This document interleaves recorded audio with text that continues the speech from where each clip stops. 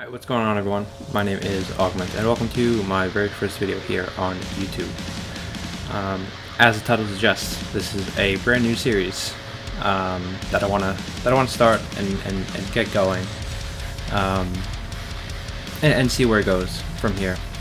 So as the title says, it's an album a day. The premise is very simple.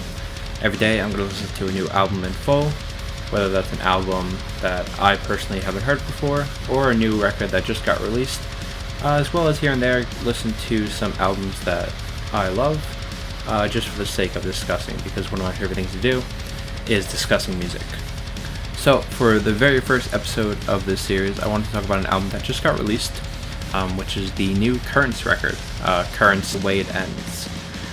So Currents is an American metalcore band. I've always heard the name, but I haven't dived into their music personally. There's no real reason why. I just never gave them the chance. I've always heard their name be thrown around and you know how great they are, but I just never, for whatever reason, I just never dived into it. And I'm glad I finally did with this record. The Way It Ends is a cohesive, narratively beautiful record. Throughout the record, Currents showcases their incredible lyricism and messages and ideas, and presented in a way that's unique. And, you know, while some of their ideas and themes are, I'd say, common in the genre, the way that Currents presented on this record is absolutely beautiful. The lyricism on this thing is top-notch and absolutely incredible. Not only that, the vocal performances is amazing. I really don't have much to complain about this record, but I did want to go track by track and just get my thoughts on each track. So let's go into that. So the very first track is Never There, which is a chill-inducing opening. It kind of sets the tone, the mood, the vibe for the entire record as a whole. It's pretty much a perfect opening track for this record, and it's I got chills listening to it because I just knew that something was coming, something good was coming. The next track after that was A Flag to Wave, which immediately starts off heavy and hard hitting and hits you right as you start the track. And the standout of this track is that breakdown towards the middle end of it. It knocks you off your feet. So something that I'm going to be emphasizing a lot is the instrumental, because the instrumental on this record is incredible as well. Poverty of Self is the next track right after Flag to Wave. It's the same as the last track. It's hard hitting, the lyricism is on point, and that breakdown is to die for. It's pretty rough. So right into the record, we get my favorite song, Monsters. From the start, I mean, it's just something that's consistent throughout these tracks, for the most part, right? Right away, it's hard hitting, it's heavy, and it absolutely blows me away how incredible it sounds in the first 20 seconds alone. And I knew that this track was going to be real good. And this track features a guitar solo towards the middle of it that is led from a chorus. Stand by my side, or you can move on with your life. Into that solo it almost made me tear up, just because of how emotional the guitars sound. Because one of my favorite things about this genre is the instrumental, right? Vocal performance is important, but more on top of that, when the instrumental can tell its own story, you know you really succeeded as a musician. In my opinion, I believe that instrumental, whether that's, you know, metal or hip hop especially, the instrumental tells its own story as well, and that's the most important thing, or one of the most important things to me, at least. So again, this track, instrumental is on point.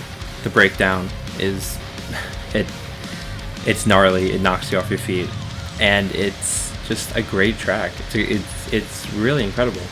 track is Kill the Ache, and unlike the previous tracks, this one starts off pretty slow and haunting. That synth in the beginning, absolutely haunting and chilling, and it plays throughout the entire track. I thought it would get repetitive and annoying. It didn't. It adds to the song a lot. The execution was phenomenal as well. So after Kill the Ache came Let Me Leave. Personally, this isn't my favorite song off the record. I'd argue this is my least favorite song, but being that it's my least favorite song doesn't make it a bad song, right? It's a lot more dialed back than the rest of the record, in terms of its instrumental and vocal performance. But again, for me personally, it didn't hit with me. But that breakdown at the end, can't lie, again, really great. And that's the reason why I'm not calling it a bad track, because of that breakdown towards the end. It really kind of made the song for me. So right after Let Me Leave, we have Origin. It goes right back to their roots. It goes right back to the heaviness instrumental that we've been experiencing so far from this record. And it goes back into phenomenal choruses. And the chorus never seems forced. That's the most important thing. The chorus never seems forced on this record. And speaking of chorus, we have Split, which again features an amazing chorus instrumental. And the unfortunate thing about this review, or this discussion, is that I feel like I'm repeating myself a lot, but that just shows how consistent and incredible this record is. What makes this record so great is that it's so consistent. Each track is at that consistent quality. Aside from Let Me Leave, which I'd argue is my least favorite, but it doesn't make it a bad track, right? It didn't hit the mark for me. But right after that, it goes right back up to quality, right? So it's just, incredible. Second Skin is probably my second favorite track on this record. Just like everything else, the lyricism is insane. Second Skin, I think I finally feel it setting in. Save me from this living hell. The mask on my face is finally taken over.